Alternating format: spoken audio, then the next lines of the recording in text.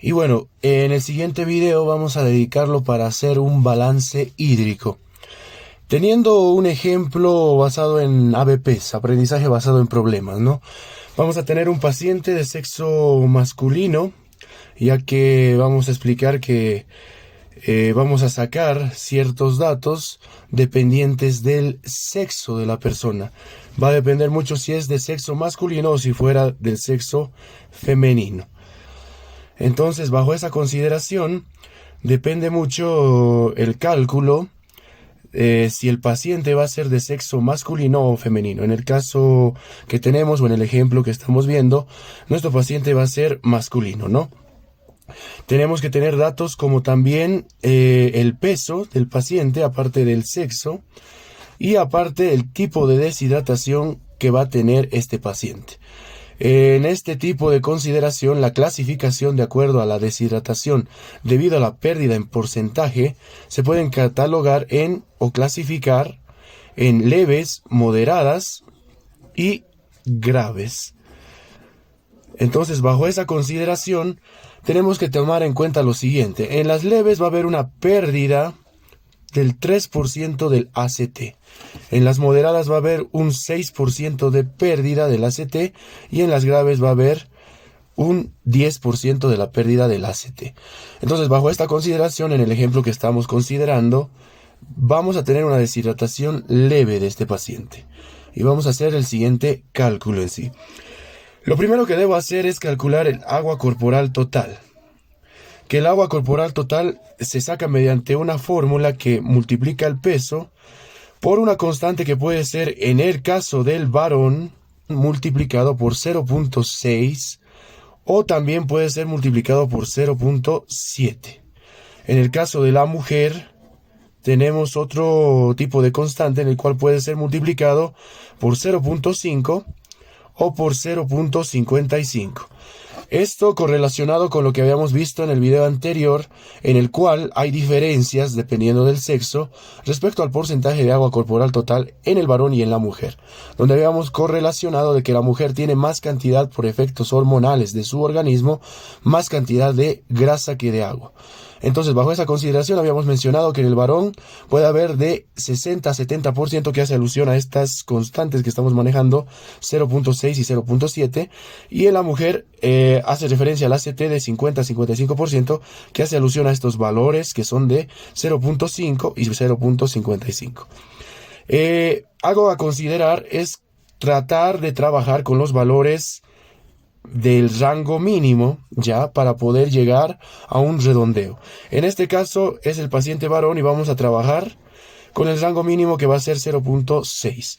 Entonces, en mi fórmula de ACT voy a calcular multiplicando el peso, reemplazando acá el peso que es de mi paciente, que es 70 kilogramos, lo voy a multiplicar por 0.6. Esto me va a dar igual a 42. Y lo que tengo que recordar acá es que el resultado final de agua corporal total siempre me tiene que salir en litros, ¿ya?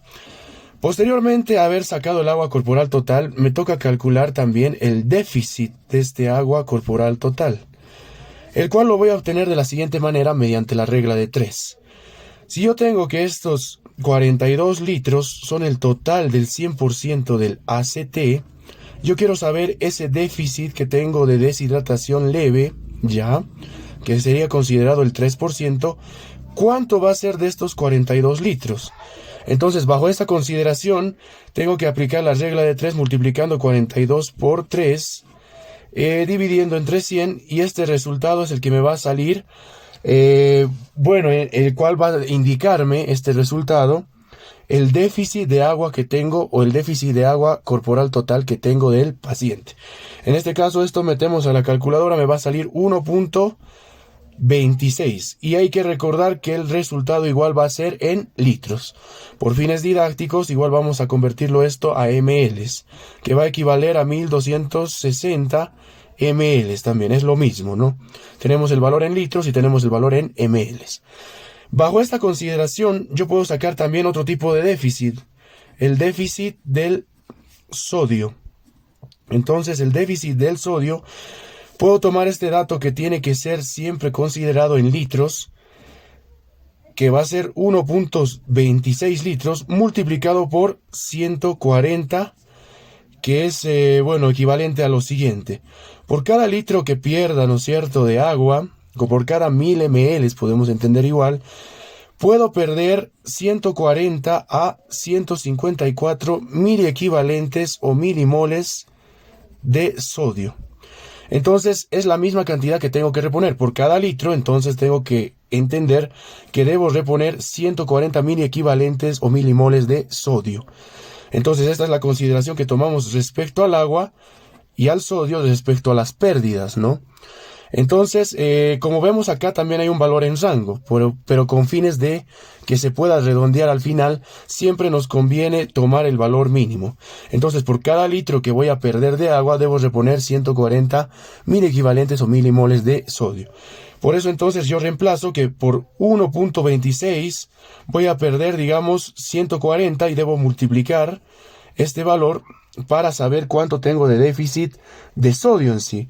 Esto, si yo meto a la calculadora, me va a salir incluso con valores decimales, que tengo que reponer el déficit de 176.4 miliequivalentes. Sin embargo, podemos manejar sin los decimales y ponerlo en ese ámbito de que sea solo 176 miliequivalentes de sodio para reponer. Posteriormente a eso, tenemos que sacar los requerimientos basales de este balance hídrico. Bueno, vamos con esta otra parte que son los requerimientos basales en sí. Tenemos los requerimientos basales que tenemos que obtener, o sea, los requerimientos basales son la cantidad de agua y electrolitos que nuestro paciente va a requerir en el día. Y por tanto vamos a requerir requerimientos basales tanto del agua, tema del sodio y del potasio. Entonces, ¿cómo lo sacamos? En el caso del agua, tengo que tener presente que se saca que el requerimiento basal es 35 ml por kilogramo de peso, que esto va a ser día, ¿no? En el día va a reponer. En el caso del sodio, podemos aplicar de que es 1 a 2 miliequivalentes o milimoles, también cualquiera de los dos vale, por kilogramo de peso en el día. Entonces vamos a tener ese tipo de consideración. Igual del potasio, que va a ser 1 a 2 miliequivalentes o milimoles por kilogramo de peso día. Bajo esta consideración, en la primera instancia, tendríamos que el cálculo del requerimiento basal del agua sería multiplicar 35 por 70, que es el peso en kilogramos. Esto me va a dar 2450 ml para reponer en el día, ¿no? El requerimiento basal. En el caso del sodio y el potasio vamos a tomar los límites inferiores a fin de, si nos da la oportunidad de redondear, no tener ningún inconveniente. Y bueno, vamos a decir que un número multiplicado por 1 es el mismo número, entonces 70 por 1 va a darnos 70 miliequivalentes para reponer en el día. Igual lo mismo con el potasio en este caso. 70 por 1 me va a dar 70 miliequivalentes para reponer tanto de sodio y del potasio. Tenemos otros electrolitos como el cloro y el ion bicarbonato, que igual tienen requerimientos basales en sí. Bueno, vamos a decir que en este tipo de consideración el cloro puede ser repuesto de 1.5 a 3 miliequivalentes o milimoles por kilogramo de peso día. ¿Listo? Y bueno, en el caso del ion bicarbonato vamos a tener que debo multiplicar 0.5 miliequivalentes o milimoles por kilogramo de peso día. En esta consideración también podemos hacer los cálculos. Me saldría del cloro 105 miliequivalentes a reponer en el día, y me saldría en el caso del ion bicarbonato 35 miliequivalentes a reponer en el día. Todo, por si acaso, de los requerimientos basales es para reponer en el día, no lo olvidemos eso, en el día para reponerlo. Bajo esa consideración, bueno, tenemos ya nuestro ejercicio hecho, ya tenemos tanto los requerimientos basales como los déficits que tengo de este paciente, ¿no? En esta parte, principalmente de los electrolitos, electrolitos a reponer, que bueno, a veces se suele preguntar mucho en clases de que por qué reponemos el sodio y el potasio y no los reponemos así en la misma igualdad del cloro y el ion bicarbonato. Bueno, hay que considerar lo siguiente, que tanto los electrolitos de sodio y potasio son denominados los cationes. Entonces tengo más preferencia a reponer los cationes, eso en una primera instancia. ¿Por qué? Porque el sodio, por una parte, es el que modula principalmente el LEC, como habíamos visto en los libros de fisiología. Y el potasio es el que modula, o bueno, se encarga de regular el tema del LIC. Estamos hablando sus relaciones correspondientes del sodio con el líquido extracelular y del potasio con el líquido intracelular. Por tanto, son los cationes de los que depende, digamos, este tipo de regulación en el tema del balance hídrico. En el tema de los aniones, que son el cloro y el ion bicarbonato, aniones, pues vamos a decir que no existe tanto percance. En el tema del cloro, vamos a decir que su regulación es indirecta, y bueno, va relacionada precisamente con el ion de sodio. Es una regulación, como por decir, automática e indirecta. No es necesario hacer una reposición con énfasis respecto a este electrolito. Y en el caso del ion bicarbonato, vamos a decir que este tiene una regulación metabólica. Entonces también vamos a decir que este tipo de regulación igual se hace indirectamente. No tenemos que estar pendientes en este tipo de circunstancias a estar reponiendo los aniones en nuestro balance hídrico. Por eso es que se da los énfasis al netamente el electrolito del sodio y al electrolito del potasio. Entonces, bajo esa consideración hay que hacer el balance hídrico que vamos a hacer a continuación, esquematizado en una tabla. Cabe recalcar acá que el potasio, de preferencia, no tenemos que calcular un déficit, ya que el potasio, si no tenemos un laboratorio que corrobore algún tipo de alteración, podemos inestabilizar al paciente. Por tanto, solo se va a considerar para hacer la siguiente tabla el tema del potasio como requerimiento basal. No es necesario en sí tener un déficit de potasio en un paciente con este tipo de cuadro de deshidratación que estamos viendo acá. Y bueno, para fines didácticos, o bueno, también lo pueden aplicar ustedes cuando estén haciendo el cálculo de un determinado paciente, tenemos la siguiente tabla que nos va a permitir, por decir, el tema de la reposición total que hay que hacer en el día de 24 horas que ingresa el paciente con deshidratación. Cabe mencionar que este tipo de balance se debe corregir en el primer día o en las primeras 24 horas que llega el paciente a nuestro servicio. Ya al segundo o tercer día o más días, este tipo de corrección se debe modificar, o el plan de hidratación se debe modificar si se lleva a cabo el segundo o tercer día o más días. Bajo esta consideración, bueno, tenemos que tener en cuenta lo siguiente: un total a reponer, que lo vamos a obtener del requerimiento basal de una determinada sustancia, sea del agua, o sea de los electrolitos, como ser el sodio, el potasio o la glucosa en este caso, sumado más los déficits de las mismas sustancias que estamos mencionando acá. Entonces, bajo esta consideración podemos armar una tabla en la cual habíamos dicho y calculado en este video que el requerimiento basal del agua va a ser 2450 ml. Considerar que para ya la sumatoria en esta tabla manejen los valores en ml.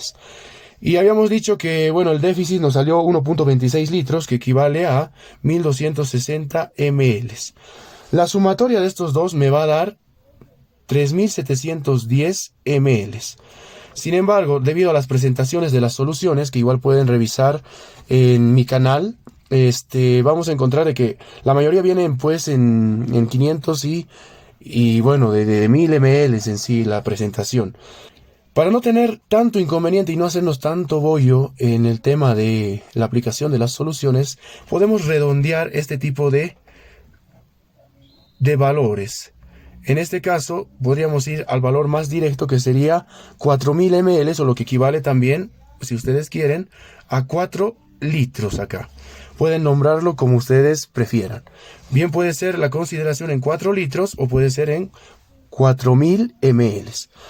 Bajo esta consideración igual hemos calculado el tema del requerimiento basal del sodio, que nos ha salido 70 miliequivalentes. Y acá también tenemos el déficit de sodio, que bueno, nos ha salido 176 miliequivalentes, ¿no? Entonces, la sumatoria de estos dos me va a dar un total a reponer de 246 miliequivalentes, o si quieren también podemos llamarlos milimoles. Es lo mismo, es el mismo valor. Bueno, bajo esta consideración también tenemos que reponer el tema del potasio, que nos ha salido el requerimiento basal de 70 miliequivalentes. Y como les digo acá, de preferencia no agregar algún déficit, a menos que tengamos un laboratorio que sí indique algún tipo de alteración en el tema del electrolito del potasio. Entonces este lo contamos como una X, como de que no cuenta, a menos que tengamos el tema del laboratorio.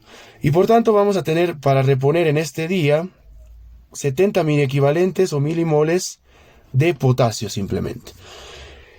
Algo que hay que considerar es que en cada paciente deshidratado que ingresa, ¿no es cierto?, en las primeras 24 horas principalmente, la reposición también la debemos hacer de la glucosa. La glucosa debe entrar por día 100 a 150 gramos en este día, ¿no?, que está entrando el paciente. Bueno, es la consideración para hacer el balance hídrico. Espero que les haya servido el video, a seguir estudiando. Y bueno, vamos a continuar con el ejemplo del plan de hidratación parenteral en el siguiente video, que bueno, continúa ¿no?